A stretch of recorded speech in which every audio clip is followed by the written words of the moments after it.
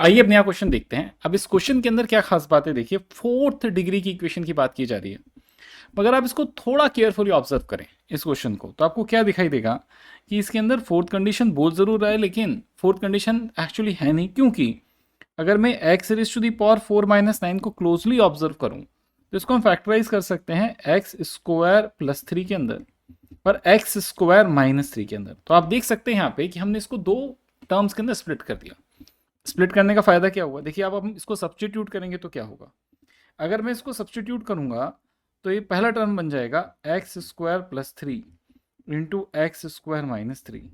Second term मेरे पास already है X square plus 3, और फिर मेरे राइट हैंड साइड के ऊपर भी अगर मैं देखूं तो मैं सेम फैक्टराइजेशन लिख सकता हूं x square plus 3 into x square -3 है ना, का mod minus of X square plus 3 का मॉड। अब मैं अपनी मॉड की प्रॉपर्टीज लगा सकता हूँ कि अगर मेरे पास एक पॉजिटिव क्वांटिटी है मॉड के अंदर एक्स स्क्वायर प्लस 3, तो मैं उसको कॉमन ले सकता हूँ।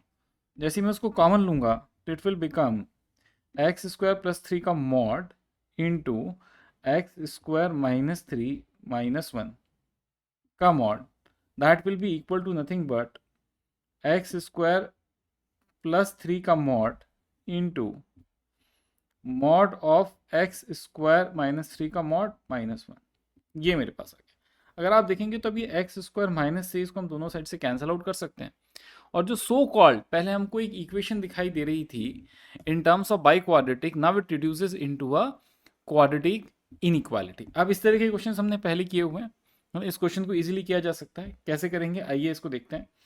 तो अब इसको इंटरप्रेट करने के लिए अगेन जब आप वो टेबल बनाएंगे टेबल मेथड से, तो आप ये ऑब्जर्व करेंगे कि अगर हमारे पास ये कंडीशन होती है x माइनस वाई का mod is equal to mod of x minus mod of Y, ये कंडीशन होती थी, तो इसके करस्पॉन्डिंग सॉल्यूशन था X Y needs to be greater than equal to 0। लेकिन यहाँ पे कंडीशन को मॉडिफाई कर दिया गया है। अगर आप बहुत ध्यान से देखेंगे तो आपकी बार कंडीशन थोड़ी सी मॉडिफाइड है। और वो मॉडिफाइड कंडीशन क्या है कि यहाँ पर ये मॉडुलस नहीं है। इस मॉडुलस के नहीं होने के कारण इसमें क्या इम्पैक्ट पड़ा है ना, हमें एक एडिशनल कंडीशन यूज करनी पड़ेगी x is greater than equal to Y. तो ये दोनों कंडीशन के अमेलगेशन से आपको आंसर मिल जाएगा। अगर आप इसको करके देखना चाहते हैं, जो मैंने आपको टेबल मेथड बनाया था, आप टेबल बनाइए और वहां पे कुछ वैल्यू सब्स्टिट्यूट करके देखिए, आपको समझ आ जाएगा। ये बहुत डिफिकल्ट नहीं है।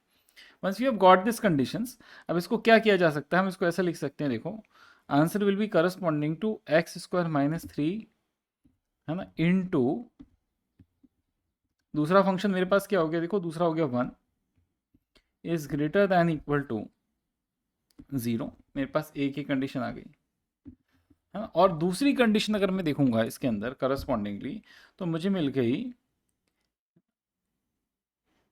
X square -3 is greater than equal to 1, क्योंकि मेरा एक फंक्शन है एक्स स्क्वायर -3, दूसरा है 1। तो इसके करस्पॉन्डिंग मुझे कंडीशंस मिल गई। जब मुझे कंडीशंस मिल गई, अब मैं क्या कर सकता हूँ, मुझको इनको सॉल्व करके इनका कॉमन सॉल्यूशन निकालना है। अब पहली कंडीशन का अगर सॉल्यूशन लिखेंगे, हम कई बार लिख चुके हैं, तो it can be factorize into X minus root three X plus root three. तो x माइनस, एक तो -√3 आ गया, एक +√3 आ गया, this is corresponding to first condition. तो इसका जो सॉल्यूशन होगा वो या तो -√3 से छोटा होगा या √3 से बड़ा होगा। वहीं अगर हम दूसरे का लिखेंगे तो इसको लिखा जा सकता है X square -4 is greater than equal to 0। इसके दो रूट्स होंगे -2 और +2। तो हम देख सकते हैं कि इसका सॉल्यूशन ये आ जाएगा। अब हमें क्या करना है, हमें दोनों का कॉमन सॉल्यूशन कंसिडर करना है। तो अगर हम कॉमन सॉल्यूशन कंसिडर करने जाएंगे इसका, तो आप देख सकते हैं हमारे पास ये रीजन आ जाएगा। तो इस क्वेश्चन का आंसर हमारे पास क्या आया, इस क्वेश्चन का आंसर हमारे पास है -∞ टू -2 यूनियन 2 टू इन्फिनिटी। तो इस तरीके से आपने एक बाय क्वाड्रेटिक इनइक्वालिटी को क्वाड्रेटिक इनइक्वालिटी के अंदर कन्वर्ट करके सॉल्व कर लिया।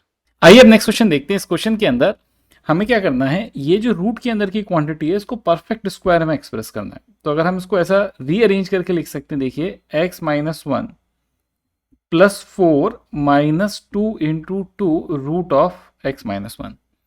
अगर मैं इसको ऐसे लिख लूंगा तो देखो मेरे पास क्या आ गया, जो फर्स्ट क्वांटिटी है x-1, इसको हम लिख सकते हैं रूट ऑफ x-1 का whole square +2 square -2 into 2 times root x-1। या हम इसको लिख सकते हैं इनसाइड रूट देखिए, अब देखिए आप फॉर्मूला क्या बन रहा है, A square plus B square minus 2ab। तो ये तो मेरे पास क्या आ गया, ये आ गया A square plus B square minus 2ab, B A लिखना चाहिए। जैसे ही मेरे पास ये फॉर्मूला आ गया, हम देख सकते हैं this will be equal to nothing but A minus B का होल स्क्वायर। तो जैसे ही मैं इसको a माइनस बी के होल स्क्वायर के फॉर्म में एक्सप्रेस करूंगा, ये इस तरह से दिखाई देने लग जाएगा, root of X minus 1 minus 2 का होल स्क्वायर। और हमने ये आइडेंटिटी पढ़ी थी कि अगर रूट के अंदर स्क्वायर आ जाए, like root of X square, तो इसको हम लिख सकते हैं मॉड ऑफ एक्स। अगर ये हमारे पास ऐसा आ गया, तो इन सारी बातों का यूज करके आप फटाक से इसका आंसर दे सकते हैं, this is equal to nothing but mod of root of x minus 1 minus 2। ये हमारा जनरेट हो गया। अब आइए इसको रीराइट कर लेते हैं। तो अगर क्वेश्चन को मैं रीराइट करूं तो ऐसा दिखाई देगा, mod of x minus minus 2 का mod plus mod of root of x minus 3 x minus 1 minus 3 का मॉड इक्वल टू 1। और अगर हम इस रूट ऑफ x माइनस 1 को t से सब्सटीट्यूट कर दें, तो ये बहुत ही आसान फॉर्म में दिखाई देने लग जाएगा, t माइनस 2 का मॉड प्लस t माइनस 3 का मॉड इक्वल टू 1। और इस तरह के क्वेश्चन हमने कई बार करे हुए हैं। इस तरह के क्वेश्चन को सॉल्व करने के लिए प्रोसेस बहुत ही सिंपल है। आप नेक्स्ट स्टेप के अंदर ही इसको ऐसे लिख सकते हैं, t माइनस 2 का mod plus mod of 3 minus T. और मैं अपने राइट हैंड साइड को भी एक्सप्रेस कर सकता हूँ, t minus 2 plus 3 minus T. अगर हम इसको ऐसे लिख लेंगे तो इसका फ़ायदा क्या होगा, देखिए अब ये राइट हैंड साइड पे फिर 1 जनरेट हो गया और हमारा स्टैंडर्ड फॉर्म बन गया। हमारा स्टैंडर्ड फॉर्म क्या था, देखिए हमारा स्टैंडर्ड फॉर्म था mod of X plus mod of Y is equal to mod of X plus Y. ये हमारे स्टैंडर्ड फॉर्म में आ गया। और हमारे स्टैंडर्ड फॉर्म का जो आंसर होता है वो होता है X into Y needs to be greater than और इक्वल टू 0। तो यहाँ से आ गया, देखिए T minus 2 into T minus 3 sorry 3 minus T would be greater than और इक्वल टू 0, है ना। इसको थोड़ा सा रीअरेंज करके लिखेंगे तो हो जाएगा t minus 2 into T minus 3 is smaller than equal to 0। वीवी कर्व अगर आप इसका बनाएंगे तो यहाँ मैं 2 लिख सकता हूँ, यहाँ मैं 3 लिख सकता हूँ और मैं ऐसा वीवी कर्व ड्रॉ कर सकता हूँ। तो प्लस माइनस प्लस, आप देख सकते हैं कि आपको जो आंसर होगा t का, that will lie between 2 and 3। अब देखिए यहाँ तो t नहीं है ना, यहाँ तो रूट ऑफ x माइनस 1 है, उसको रीसब्स्टिट्यूट करते हैं तो ये हो जाएगा 2 से लेके 3 तक। Since all the quantities are positive हम स्क्वायर कर सकते हैं। जैसे मैंने स्क्वायर किया ये हो गया 4 से लेके 9 तक, है ना। और फर्दर अगर मैं लिखना चाहूँ तो मैं x माइनस 1 की जगह x लिख के हर जगह 1 ऐड कर दूंगा तो ये आंसर आ गया 5 से लेके 10 तक। और ये मेरा फाइनल आंसर हो गया। आइए फिर से एक बार क्वेश्चन को रिविजिट करते हुए देखते हैं क्या क्या स्टेप्स थी। अगर हम क्वेश्चन को रिविजिट करेंगे तो सबसे इंपॉर्टेंट चीज़ थी परफेक्ट स्क्वायर जनरेट करना, जो कि क्वाड्रेटिक की सबसे प्राइमरी टेक्निक है। जब मैंने वो परफेक्ट स्क्वायर जनरेट कर दिया तो आप देख सकते हैं कि वो मॉडल्स के फॉर्म में रिड्यूस हो गया। जब वो मॉडल्स के फॉर्म में रिड्यूस हो गया तो ये इक्वेशन मेरे लिए थोड़ी सी टिपिकल है ना। वो मेरे लिए इसलिए टिपिकल है क्योंकि मॉड के अंदर एक रूट भी आ रहा है, तो मैंने इस चीज़ को ही टी एज्यूम कर लिया और इस टी के एजम्पशन के बाद ये एक ऐसी इन इक्वेशन के फॉर्म में कन्वर्ट हो गई जिसको हमने कई बार सॉल्व किया है। हमने अपना बेसिक कॉन्सेप्ट अप्लाई किया, उस इन इक्वेशन को सॉल्व किया, उसके सॉल्यूशंस लिखे और आखिरी के अंदर टी की जगह रूट ऑफ एक्स माइनस 1 को रीसब्स्टिट्यूट करके एक्स की वैल्यू निकाली।